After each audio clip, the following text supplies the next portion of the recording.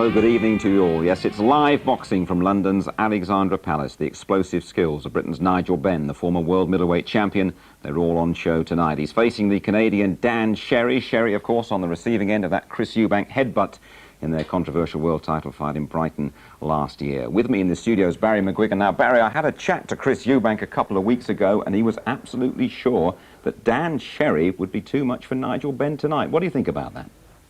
I'd be surprised if he is. I think Nigel has shown in his recent fights that he has somewhat curbed that fiery, explosive, aggressive style that he had, but yet he's still got the power. He's boxing better, and I would favour him strongly tonight. I think that Sherry will suit him, and he'll win the fight, and I think he'll win it inside the 10-round distance. Do you really? Do you think it'll be a good test, though, for him? It'll be a great test for him. It'll be an excellent fight.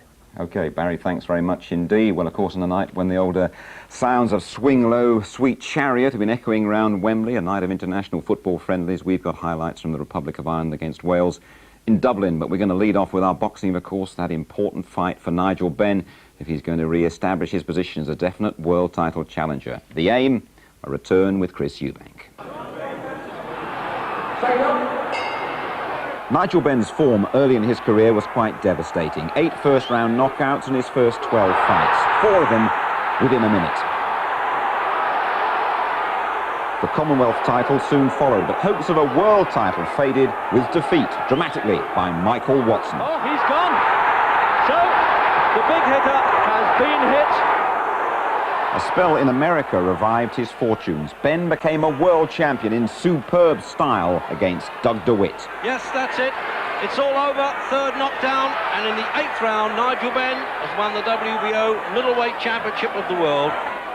He followed that with an emphatic first-round demolition of Iran Barkley in his first offence. Then Chris Eubank took his world title after another thriller in Birmingham. Since then, he's had 4 wins, but above all, Nigel Benn wants Eubank again. He's got to look impressive tonight.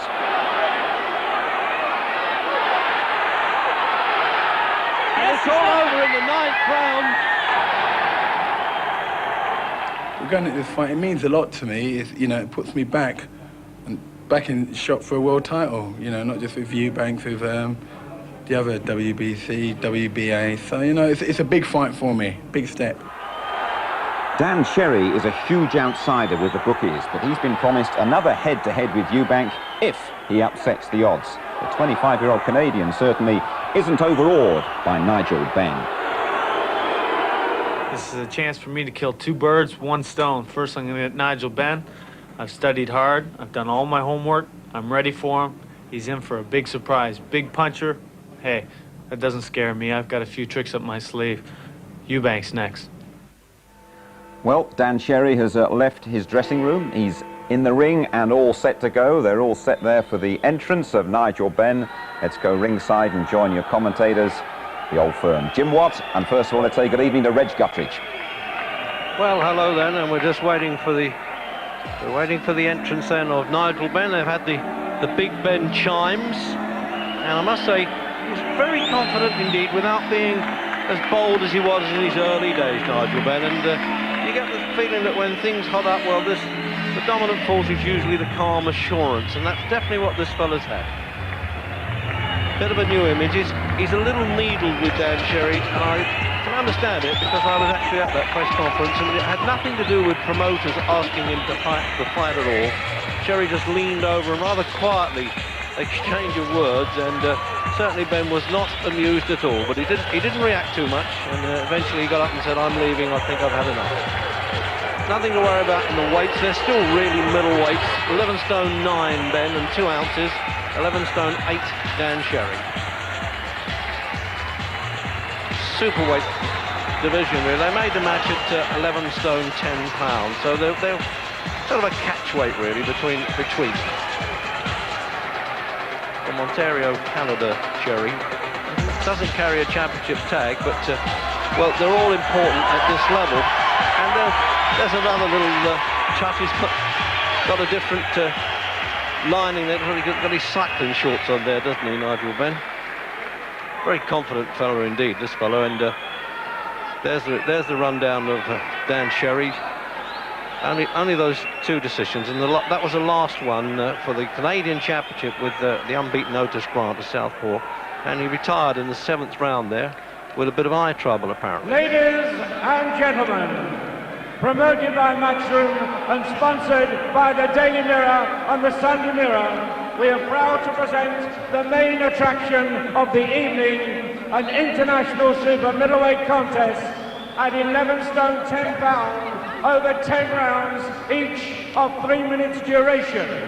Your referee for the contest is Larry O'Connell of Hartley, your timekeeper Tommy Rice of Sutton, and your British Boxing Board of Control steward in charge, John Handler. Ladies and gentlemen, presenting and introducing to you in the red corner with the red and white shorts from Ontario with 18 wins from 20 contests, the former middleweight champion of Canada, Dan Sherry! Well, mixed reception, I think we can call that.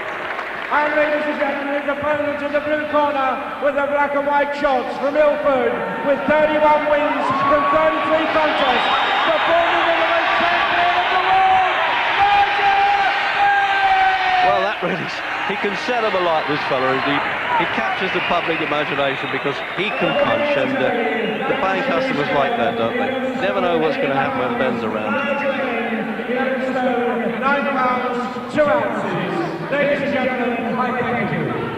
So referee then Larry O'Connell. There are no judges, remember, for this one, so well, we won't get the confusions that we've had in recent fights, including Dan Sherry and the Eubank, of course.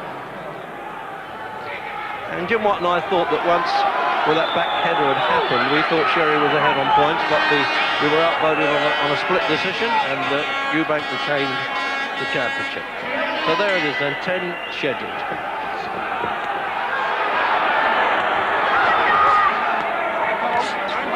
Well, Sherry might have tried to weigh up Ben, but Ben hasn't bothered to look at the video, he told me, of the Eubank-Sherry fight. Said, I'll just take it as it comes. Well, Ben's landed the very first punch that he's thrown, a little shot right, and Sherry came right off the stool, right onto it. Didn't have the full power, luckily for Sherry, but Sherry looks a little bit reckless at the beginning here. He's charging into Ben. A little bit reckless against a puncher like Ben.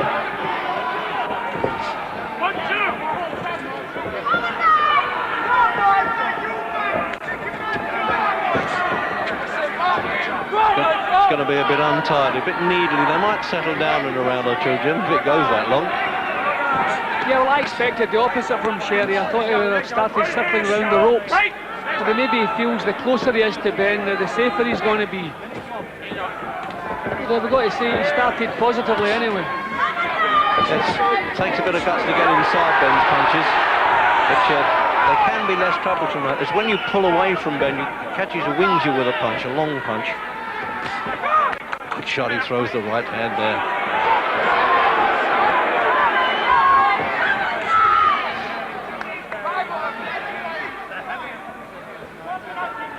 Certainly has the style to give Ben problems. He's difficult, he's awkward, he frustrates opponents. But I don't think he does anything well enough to trouble Ben seriously. I think once Ben warms up and gets a little bit of rhythm into his punching, I think he's going to see this man off. Well, no sitting on the fence there with you, Jim. O'Connell will get this well under control. Remember, the referee didn't really get the Sherry Eubank fight under control. And a lot of people thought he was acting. It looked that way when he went down, Sherry, but in fact, he was in trouble, and his eyes dilated and everything. And he really was in trouble. He was swallowing his own blood. I think this is the calmest opening round we've seen from Ben in a long time. Yeah, I think it's Graham Melton, his new trainer, knows the game. He's a real skillful ex-amateur who fought Sugar Ray Leonard as an amateur. And of course, Sherry was with the Sugar Ray Leonard camp, but he still is to a degree, but not with the great Sugar himself. He's got his trainer in the corner, though, Pepe Correa.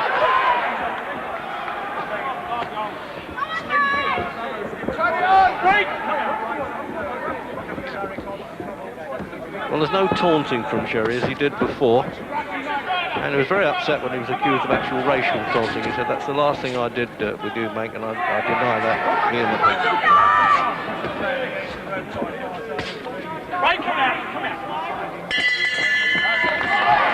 well, all pals together. They weren't exactly like a couple of old gentlemen in the gymnasium in that opening round, Jim, but they just did a little armistice with a touch of gloves there at the end. I don't think that's going to keep up. Well, it seems at least it shows a change in attitude in Sherry. I mean, before he seemed to spend all his time trying to annoy Eubank, but he seems to be a different fellow tonight. They brought in a London assistant there, Arthur Harry, without an H. And that's Pepe Correa, who actually worked with Sugar Ray Leonard when he was 14 years old. And right above us there, Sherry. I hope he's accurate with that gargling. And that's Graham Mountain, as I said one time, London milkman, publican, and a very good teacher in the Matchroom Gymnasium at Romford. He's self-managed, actually, Ben, now, but under the promotional Barry Hearn banner.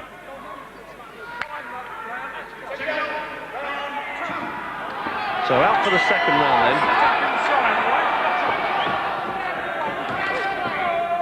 Did you hear what the referee said then, Jim, as they came together? I missed that. I'm not sure if he was telling him to tidy it up. I can't think of any other complaint he might have. It was a slightly untidy first round. Yeah, he used the word inside, so that's probably... yes, keep it clean inside. I think I read the lips there. I think Nigel wants to get his punches off just a little bit quicker from now on. No, he had a nice long look at Sherry in the opening round. He wants to get the punches off a little bit sharper, because if he allows Sherry to get as close as he is now, he's just going to spoil things all night long. That's probably the reason he's here, just to stop Ben from working.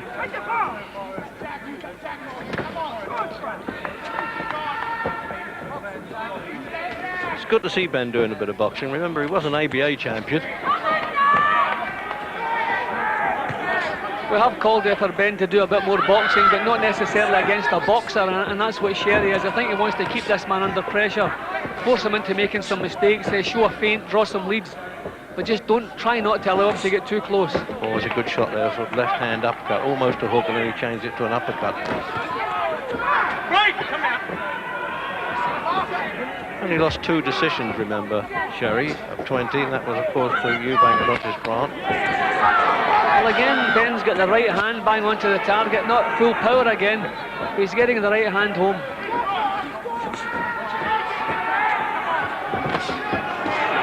Midway through the second round. Sherry starting his tricks again, you know, like Ben, because when he's leaning on the back of his neck, turning around, ending up behind him. I like the way Ben just grinned at it there, Jim. He said, don't worry about that, if that's the best you can do, you're not going to bother me.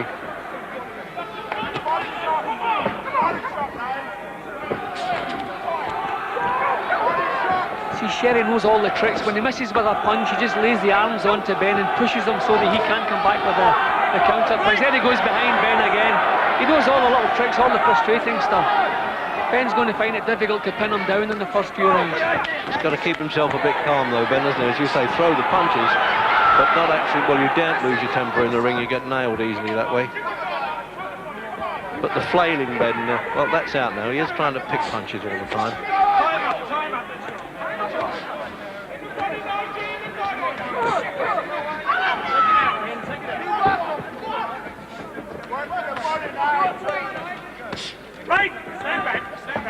Well, referee gave him plenty of chance to fight inside there, and then had to call break when it started to get untidy again.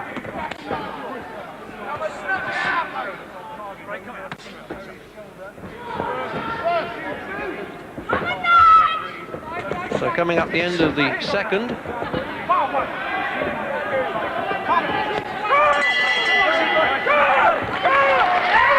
lots of cheers there, I must say, in Sherry's corner. Landed a right-hander right on the bell, and the American trainer Pepe Correa, there he is there in the ring, really enjoyed that, and he had plenty to say too before the fight, and well, it just riled the Ben camp a bit.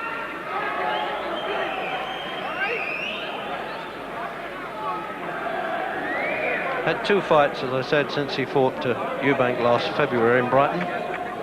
Defeated Gary Meckerson for the Canadian Championship. That was over 12 rounds on points, and then lost to Otis Grant to retire. He retired in 7. The referee just visited the corner there.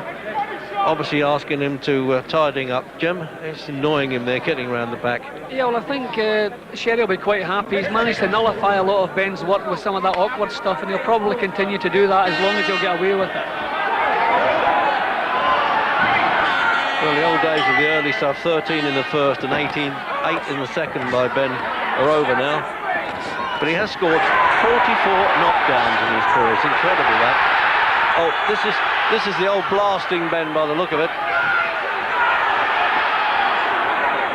Ben wants to step the pace up, but he doesn't want to become wild. Those were kind of swinging punches, not the punches we expect from him. But he is going to have to step the pace up, force this man into making some mistakes.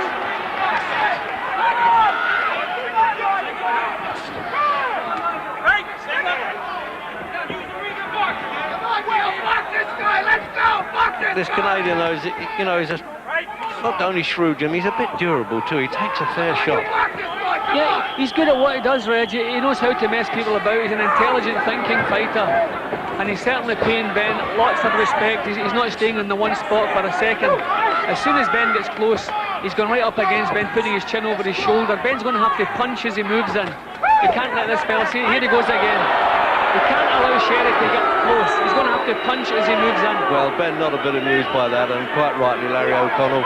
Oh, there we go now. So you want it that way? All right, let's forget it.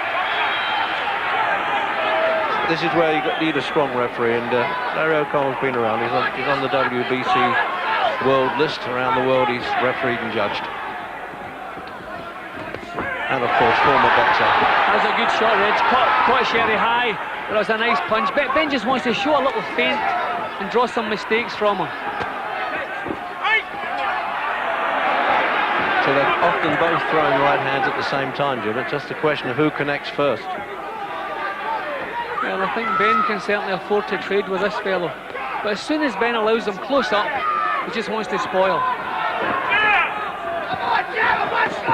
Oh, no punch there. Yep, quite rightly. Deserves a warning for that.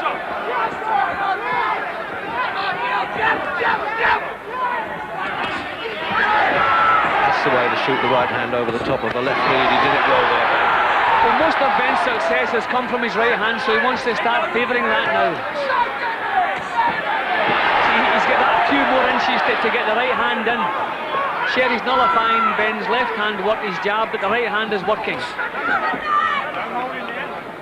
Made great fuss about the size of the ring, the Canadian camp, and they had to dismantle it and put it back up again. It was 16 foot odd in inside measurement, but the management wouldn't go for it, so they made it 18 foot. But he's not really using it enough, skirting around the perimeters, Sherry, to have bothered to do all that, to hold the show start up. Oh, what a punch. Well, the right hand was always coming. He is not going to make that. Now, this fella's never been counted out in his life, but his legs are gone, and he stopped it in the third round. The perfect finish there by Nigel Benn. He took his time a little bit. There was always a bit of quality about his punching tonight, and they're invading the ring as they always do. And he deserves plaudits, Ben, because that's one of the most complete professional jobs he's done, because, Jim, this fella takes a real good punch. And that was a cracking punch, Reg. That's the only kind of punches that Ben throws, is the good punches. He had a little bit more space with the right hand to get the punches home. Sherry was nullifying most of the left hand work, and there it went. Just missed his whisker a couple of times earlier, but that one was bang on the chin. So the doctor's had a quick look at Dan Sherry. He can't have any objections this time, as he did last time. And the formal hand raising, of course, for the newspaper photographers more than anybody, that picture. 32nd win now, out of 34 fights for Nigel Benn.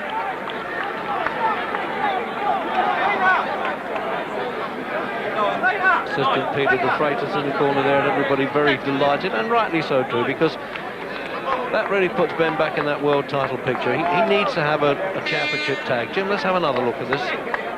Yeah, well, Ben was very dangerous with the right hand all the way through. The first punch of the fight was a right hand, similar to that, not with the same power. But against one of the most difficult men in the game, to look good against, Nigel's managed it. That was a beautiful punch to finish with. Then down there, somebody had whipped the carpet from under his feet there, Jerry. He really knew he'd been tagged there with a dynamite punch. this fella can bang a bit, and I must say, in his old age at 28, well, he's getting a bit of boxing ability and maturity and a bit of skill to go with it, and that's what you need at world level. Oh, and I tell you what, look at the size of those shoulders. He's got the body to go with it. Big night for Nigel Benn at Alexandra Palace.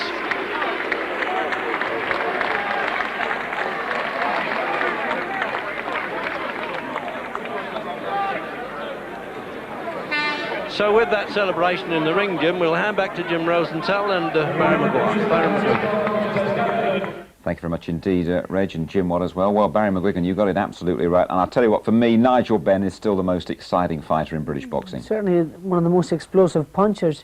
Yeah, he certainly is one of the most exciting fighters we've had for many years. He is a great finisher, and that right hand just was like a bombshell. He set it up a bit. He could have set it up better with the left jab, but it made contact, and it could have happened a bit sooner if he'd used the jab. But what a puncher. Fabulous. In his career, he's knocked over a lot of people early on. I mean, Mexican road sweepers, and he's described them as that. But this was a very controlled performance against a pretty useful opponent. He's becoming more controlled all the time. That's what I like about him. And I like this more conservative style because he's got the power there. Any time, he's dangerous from the first round to the last round. He's a fabulous puncher. And he's a better fighter, I believe. Good, Barry, thanks very much for the moment. Anyway, of course, we'll be hoping to have a word with Nigel Benn. We've got football action coming up for you as well. And we're back with that in a couple of minutes.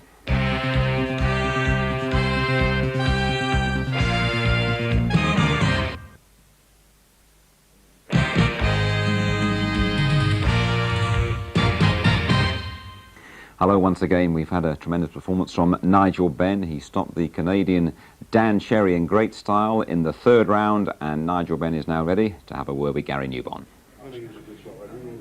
Nigel Benn, you got too much energy left. I finished too quickly. Yeah, it's my mum's cooking. Hi, Mum. I've done it. Right, that punch is the sort of punch that makes Nigel Benn so exciting. Well, you know, I was trying to be very relaxed. I mean, if I came out there thrown, he would have just clung on to me. So I was just taking my time, trying to pick my shots. But you know, thank you. He's very hard to hit, a bit elusive. But I know when I tried to catch him downstairs, I could hear him. And I heard him started breathing heavily, and I was taking my time. I just felt so relaxed. Right. It happened very quickly. Take us through it. Well, I was waiting for the right hand to land. I mean, I was trying to catch him all night, but he knew what he had to avoid, and he was doing it very good. But I know it was only a matter of time before I caught up with him. You keep having different fights. You've had a tall guy, you've had a short guy, and this guy would have made it very difficult. He was a real spoiler, turning around. Yeah, he was, you know, and I knew everyone was telling me he was going to do that, so I wasn't going to start pushing away and burning myself up. But in a minute, I'm just going to have a glass of sherry, and then that'd be good night. Not time for jokes, this. That was a bad joke, that, but you fought very well tonight. You've told a lot of bad jokes in your time, Gilbert. Right, now, how aggrieved do you feel that Dan Sherry being promised a fight with Eubank if he beat you tonight by the promoter on the right here, Barry Hearn, and yet Eubank clearly does not want to fight you. He's made that clear to me as well. Well, first of all I do, I feel very, very sorry for Eubanks at this present moment. I sincerely do, and I don't want to fight him, not until he gets his act together. I'm not saying it's his fault. I mean, you know. Yes, but he gave you the chance. You gave him the chance to win the title, and now whatever's happening to him at the moment, he doesn't want to fight you. Yeah, well, that's it. You know, he said, this is one thing I don't understand. He says he wants to, you know, make as much money as quick as possible and get the hell out of the game. Why is he having all these fights when he can have one fight with me, and then that's it? He either carries on, but if he fights me again, he knows he'll be a rich man. So I'm saying this to you, Chris. If you want a big payday, let's get it on. Let's give the British public what they want. It's one thing with me, that's what I like doing, pleasing the public, and so do you, so let's me and you get it on. How frustrated are you, just before I move on to Barry, how frustrated are you that you're not fighting Eubank? You keep saying you're going for other titles, but this is the one you want, isn't it? It's the one I want, you know, but the thing I want, I do want a title because I feel naked. And I gave Eubanks a shot, and I expect him to give me one back in return. Because the thing about it, I knew why I lost to Chris. He prepared like a champion. I didn't. Well, you're a different man these days. Yeah. Can't criticise you tonight, so let's move on to Barry Hearn. Makes a nice change. Yeah, well, he was struggling a bit in sorting out the spoiling, but what a punch to finish it. Well, that's box office punch, and that's what people come to see Nigel Benn and why they tune in live and exclusive on ITV. Yeah, all right, I admit it was very impressive, you know. But he's been a very relaxed character the last couple of months, and there's been all this, the X-rated violence is in there welling up underneath what is a very nice exterior. You keep promising people like Sherry fights against Eubank. Why can't you promise Ben a fight with Eubank? Well, I agree with I you mean, there. this is, I you agree know, with you. you're being used here by him. Yeah, this is absolutely true. Like all good promoters, you know, we always use boxers, you know that. What's the matter with opinion One thing about I would good like to say, promoters? one thing I would like to Yeah. say, he has got me a world title. That's all I wanted him to do, Sure. is get me a world title, and that's what he's done. We have a world title fan for Nigel, because the great thing about Nigel Benn now Well, is tell us about it. he can fight for any What- one of the what 4 world divisions. The WBA would like him but to what fight world Cordova. title have you got for him? Gary, you can't pressurise me into making an on-the-spot Well, you can't make commitment. these claims What I in will front say of a to you live is, audience without I'll tell telling you us this, what it is. Nigel Benn what will is the fight fight? for a world title. Please tell in us the what next the fight 6 is. months. 30th of May. We Go have on. 6 months. We have 6 months, and we will Well, get what are you Nigel aiming Benn. for? We're aiming to put a belt around Nigel Yes, Benn. which one? There's 4 versions. WBC, The anything. WBC is our favourite to go for. The WBO is possible because he's going to be ranked number Yeah, 1, but and you- Eubank's going to have But to let me fight tell you him. this: you keep teasing us with the Eubank course. Ben return. We all want to see it. Gary, when I'm going to is it tease going to you all happen? the time because at the moment I like your style, but you don't pay enough to know. You're going to find out in I time. tell you what, we played plenty for a 3-round fight tonight, but it was a great finish. Plenty of value for money, though. We got value with the finish, but not the rest of it. Thank you. Well done, Gary. Thanks. Okay, Barry Hearn and Nigel Benn ducking and diving. A few big punches from Gary Newbon there. But I think what comes through from Nigel Benn, it is a much more sort of controlled actor these days, Barry, isn't it? I think what happened probably to Michael Watson might have made him tone his whole act down. I don't know that that is the case. I think he just found out himself that it's much better to set your opponents up rather than go in there trying to knock them out all the time. Even in this fight here, he tried to load up on his right hand. It took him, in my opinion, maybe around, it's hard to say that when he stopped in the 3rd round, but it took him around too long. If he'd have set it up with the left jab, the right hand would have come sooner, he would have landed sooner. But that's all coming, he's getting better. You know, as he gets older, he's becoming a more complete fighter. And the more sedate Nigel Benn, the better. And he's a very exciting prospect, and I have no doubt that he can win a version of the title. But throughout the fight, Barry, Nigel Benn had great success with his right hand, and it came really as no surprise when he did finish it right in the final few right. seconds of that 3rd round.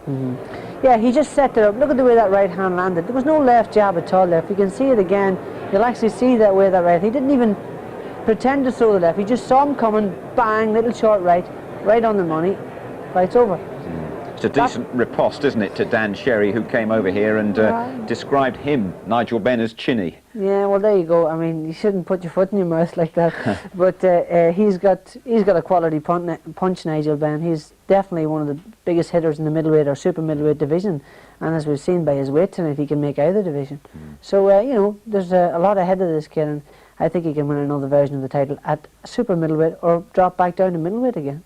The public will want to see that fight between him and Chris Eubank. Chris Eubank, my feeling is, needs a bit of a time to recover from what's happened to him over recent months. But do you think it might be a fight that just will never happen? Because the indication there is that Nigel is going to go for a world title, but a different world title. Yes, he may very well go for another title. Remember that Iron Barkley, the fellow he knocked out in his first defence of his title, has now regained the super middleweight division. So he's another opponent he can go for. And he can go for that with success and knowing that he's already knocked the champion out. He can go for the middleweight division.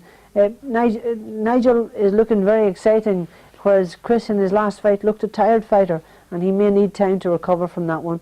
But yes, a very exciting prospect is Nigel Benn, and I think he's going to win the title again, no doubt. I feel sure that, you know, I agree with you on that one. But he is now talking as well about moving up through the weights, but this to me seems to be his best weight. He seems such a strong middleweight to me, whereas if he moves up and does a sort of Thomas Hearns, he might not be as effective. Well, the difference with him and Thomas Hearns is Thomas Hearns is 6'2", he's 5'9½", and I think that that's as high as he can go.